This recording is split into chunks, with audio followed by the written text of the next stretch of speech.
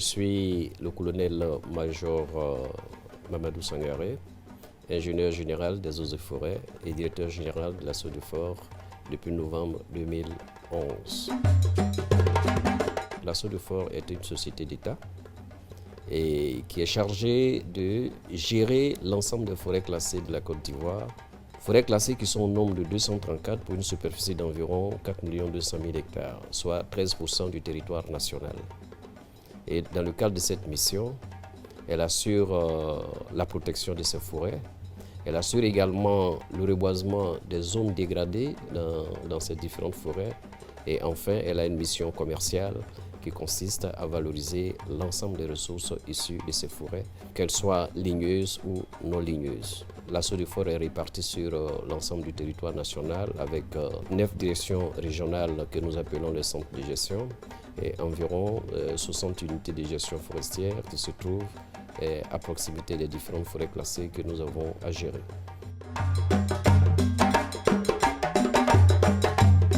Avant d'arriver au centre de semences, il faut rappeler encore une fois de plus l'une des missions principales de la SODEFOR qui est le reboisement. Et c'est d'ailleurs, je peux dire que la principale activité que la SODEFOR a eu à exécuter depuis sa création en 1966 jusqu'aux années 90-92, date à laquelle sa mission a été élargie à l'ensemble des forêts classées. Donc avant 90, l'entreprise gérait seulement une vingtaine de forêts où elle avait une vocation de faire essentiellement des reboisements. Alors par rapport à cette mission, très rapidement l'entreprise s'est retrouvée confrontée à des questions de disponibilité. Des disponibilités en termes de semences et en termes de plants, en quantité et en qualité. Alors c'est fort un peu de ces différents besoins par rapport à l'atteinte de ces objectifs que dès les années 80, précisément en 1987, avec l'appui de la coopération internationale, que la SODEFOR a installé dans un premier temps le centre de bouturage. Et le centre de bouturage avait donc pour vocation de pouvoir multiplier de façon végétative les plants qui avaient subi une certaine amélioration, d'une part, et d'autre part, multiplier également les essences qui se prêtaient à ce type de multiplication pour répondre aux besoins d'abord de disponibilité des plants parce que certaines de ces essences avaient des difficultés de fructification qui faisaient que nous n'en disposons pas toujours en quantité suffisante pour atteindre nos objectifs. En 1987, ce centre de bouturage a été créé.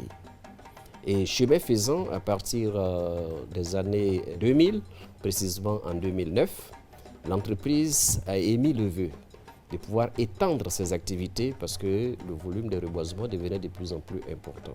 C'est ainsi qu'en 2009, il a été donc créé la deuxième unité, et cette fois-ci qu'on a appelé le centre de production, de traitement et de conservation de semences pour pouvoir récolter d'abord les semences à partir de nos sémenciers naturels qui se retrouvent éparpillés dans l'ensemble des forêts classées de la Côte d'Ivoire, mais également à partir de nos vergers à graines et des parcelles sémencières pour les essences de plantation qui ont été installées dans certaines de nos plantations à partir des plants améliorés que nous avons développés sur nos différents centres de bouturage. Voilà comment le centre de semences a été créé pour venir compléter le dispositif de production des plants afin de pouvoir satisfaire nos besoins en quantité et en qualité. Dans un premier temps, les besoins c'était pour la SODEFOR, mais très rapidement, ces besoins se sont élargis à l'ensemble des opérateurs qui sont intéressés aujourd'hui en Côte d'Ivoire à faire de la ligniculture.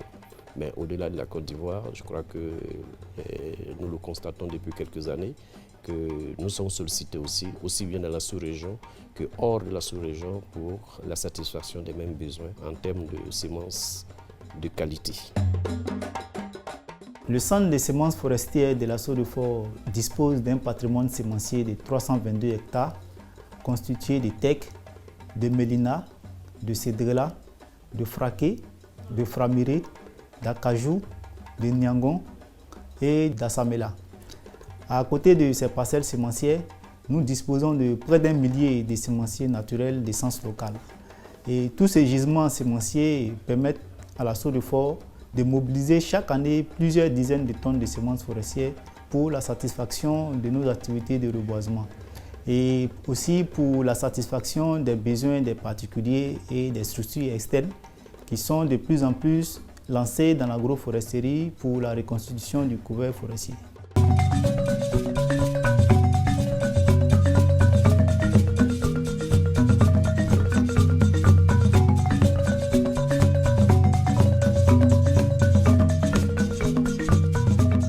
Notre activité de ce matin va consister à faire la récolte du framiré. Et ajouté au framiré, nous allons faire aussi la récolte du bété et visiter quelques parcelles sémencières.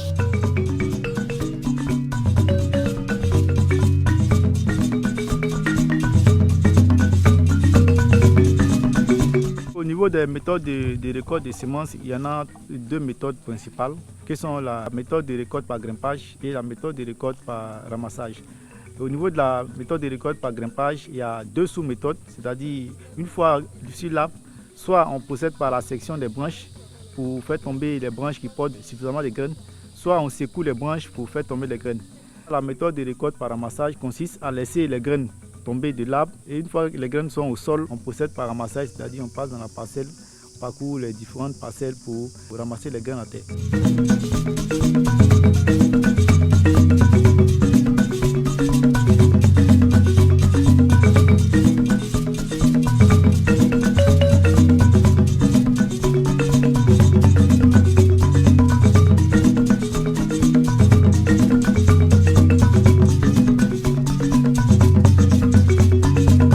La préparation consiste à dégager au pied de l'arbre tout ce qui est arbuste, tout ce qui est herbe, pour pouvoir mieux disposer les bâches qui vont servir à recueillir les graines qui vont tomber de là-haut.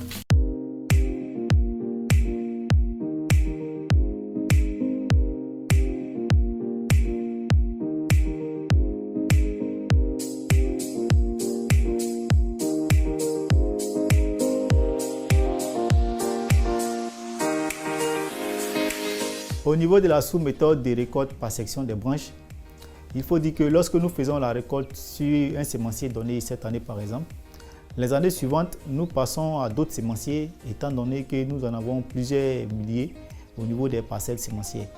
Et au bout de 5 années passées, nous revenons sur le premier sémencier qui pendant ce temps aura produit encore beaucoup plus de branches et produit encore beaucoup plus de semences. Et c'est donc un cycle rotatif de 5 ans sur les sémenciers dont nous faisons la récolte par section des branches.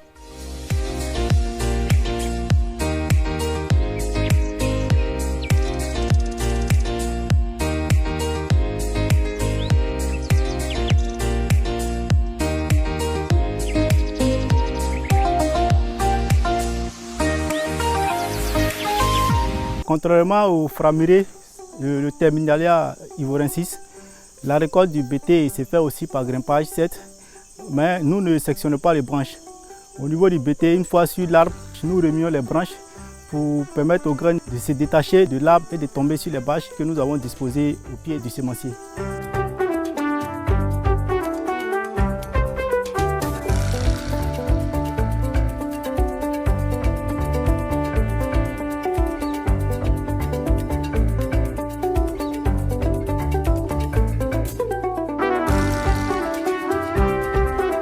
J'ai formé une équipe de femmes qui ramassent chaque année les graines d'acajou. Ce travail aussi, ça leur permet aussi d'aider leur famille, d'envoyer leurs enfants à l'école, d'aider leur mari, tout ça vraiment. Plusieurs fois, elles viennent me dire merci.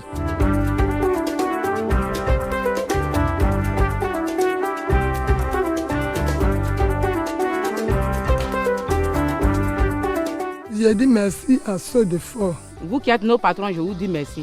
Parce que c'est en fonction de vous que nous gagnons un peu.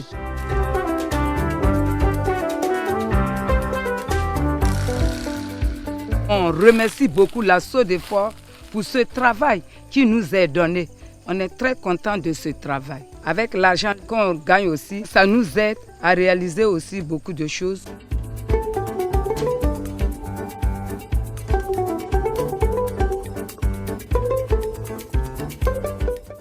Je tiens des graines de framiré telles qu'elles se présentent sur l'arbre. Dans cette composition de la graine, la partie la plus importante, c'est la partie que vous voyez au milieu là, qui est un peu gonflée, un peu renflée.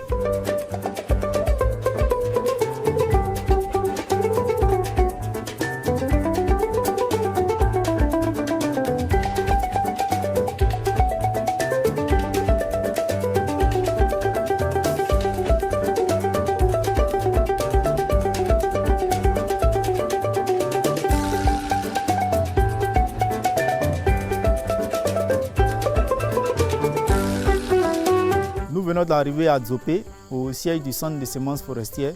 Donc après la récolte faite en forêt, nous allons procéder maintenant au déchargement des sacs de graines que nous avons récoltés en forêt. Et ces sacs-là seront stockés sur la terrasse.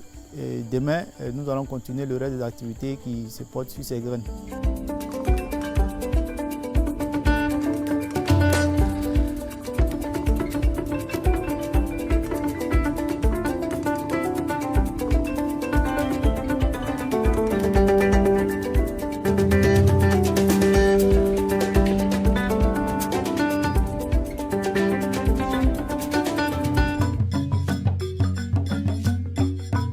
Nous portons nos choix sur les femmes en matière de tri de semences pour deux principales raisons. Vous savez, les femmes en matière de manipulation de graines, elles sont très habiles, elles sont très pointues. Elles savent vraiment trier tout ce qui est mauvaise graine, elles savent vraiment trier tout ce qui est déchet pour retirer tout cela des bonnes graines. C'est une première raison pour laquelle nous avons porté nos choix sur les femmes. Et la deuxième raison, vous savez, aujourd'hui, on parle plus de l'autonomisation des femmes. Et c'est nous, à notre niveau, notre modeste contribution à l'autonomisation des femmes. On vient trier les semences, on enlève les graines pour laisser les saletés. Après, on vient broyer ça. Vraiment, nous sommes fiers pour faire ce travail. Parce que ce travail nous permet que vraiment on met nos enfants à l'école, on peut s'occuper de nous, mais notre famille. Quand on vient, on est content. Donc je remercie la Source Effort et je remercie le patron. J'aime ce travail. On a fini de broyer.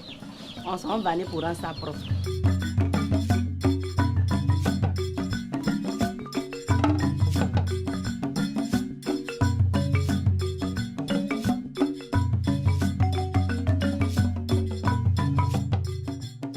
À la suite du tri et du traitement effectué sur les graines par les dames dehors, la caractérisation de la semence va se poursuivre au niveau du laboratoire où nous allons faire un tri plus poussé et des analyses qui portent sur la teneur en eau, le taux d'humidité ainsi que d'autres paramètres qui nous permettront de mieux apprécier la qualité de la graine.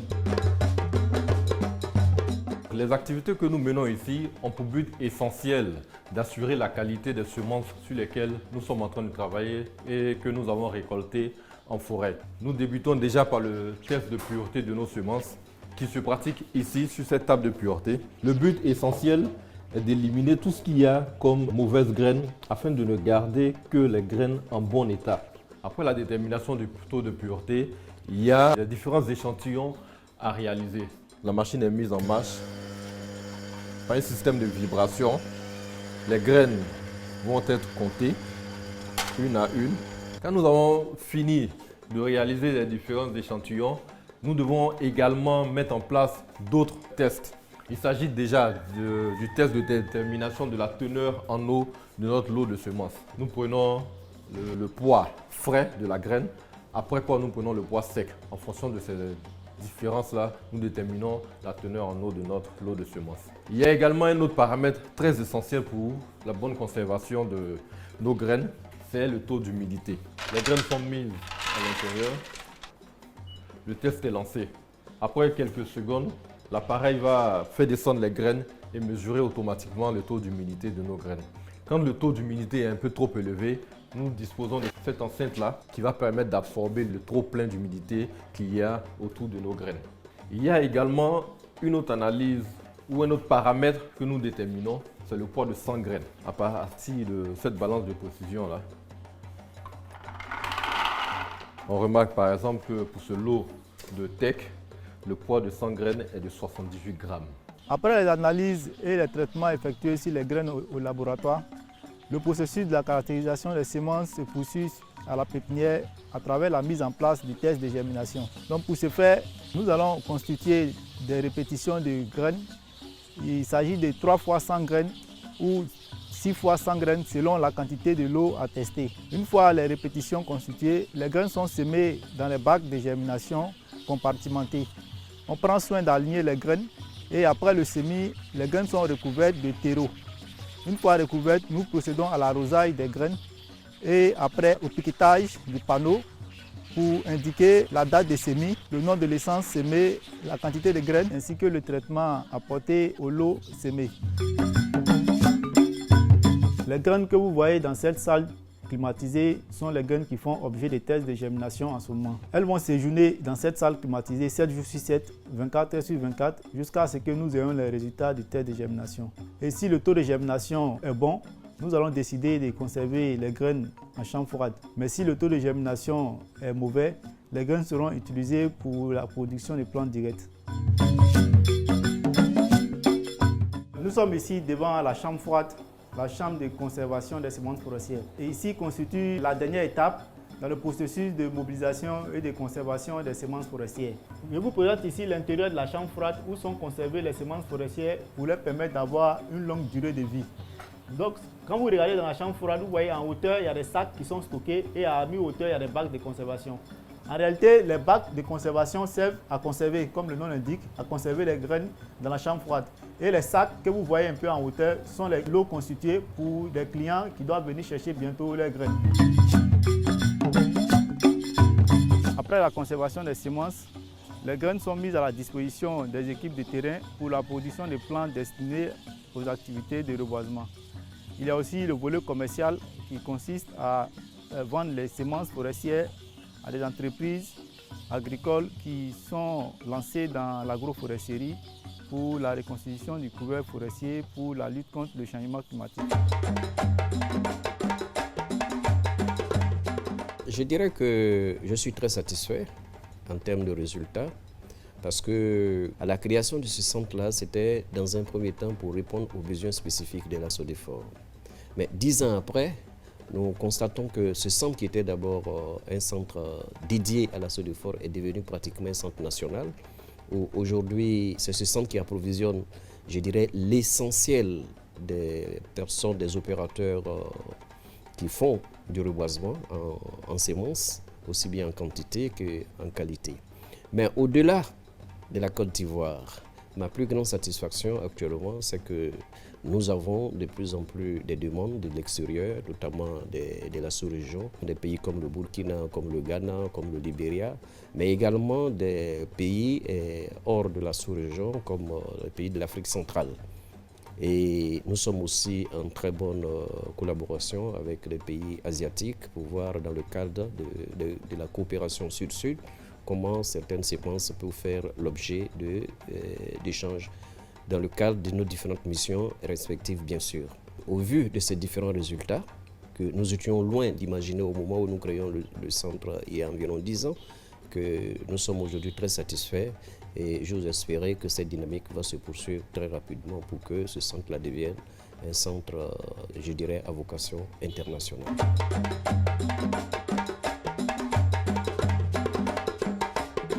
Ce qui me vient à l'esprit à cet instant, c'est d'inviter pratiquement d'abord tous les Ivoiriens qui sont épris un peu de la protection de l'environnement, l'ensemble des acteurs qui sont intéressés par la protection de l'environnement, tous ceux qui sont intéressés par les questions de reboisement, de pouvoir s'adresser désormais à la SODEFOR pour leurs besoins en semences de qualité. Parce que, comme nous avons coutume de le dire, il ne suffit pas de planter, mais il faut bien planter. Et malheureusement, la culture forestière n'est pas comme la culture agricole, où très rapidement nous pouvons détecter peut-être les malformations ou alors les mauvaises qualités des plants et procéder aux corrections nécessaires. Alors souvent, dans le cas de la ligniculture, c'est longtemps après qu'on se rend compte que nous n'avons pas fait le bon choix. C'est pour cela que nous invitons désormais tous ceux qui sont intéressés à faire du reboisement de s'adresser à la SODEFOR pour pouvoir disposer des semences de qualité. Je voudrais aussi profiter de cet instant que nous sommes aujourd'hui à mesure de pouvoir mettre à la disposition des populations nationales et également d'ailleurs des quantités suffisantes de semences de forêts naturelles, mais comme aussi des semences, de certaines essences améliorées de reboisement, comme le teck, comme le mélina, comme le samba, l'iroko, l'acajou, pour lesquels nous avons déjà fait quand même beaucoup de travaux d'amélioration. Mais l'un des objectifs que nous visons pour pouvoir compléter ce dispositif, après le centre de bouturage et le centre de traitement et de conservation de semences, c'est de pouvoir disposer dans les années à venir d'un centre de production in vitro pour pouvoir accroître encore nos capacités en termes de production. Et ceci rentre en parfaite adéquation avec les objectifs de la nouvelle stratégie forestière mise en place en Côte d'Ivoire en 2019, qui nous impose des volumes de reboisement assez importants. Donc l'un dans l'autre, nous profitons de ce micro pour rassurer vraiment tout un chacun que désormais en Côte d'Ivoire, ils peuvent avoir une adresse, sinon ils disposent d'une adresse sûre pour avoir des semences et des plans de qualité pour pouvoir assurer leur reboisement et surtout avoir des produits de qualité à la fin. Parce que la qualité finale du produit dépend de la qualité des semences. Et la SODEFOR est à leur service pour pouvoir leur mettre à disposition ces différentes ressources végétales.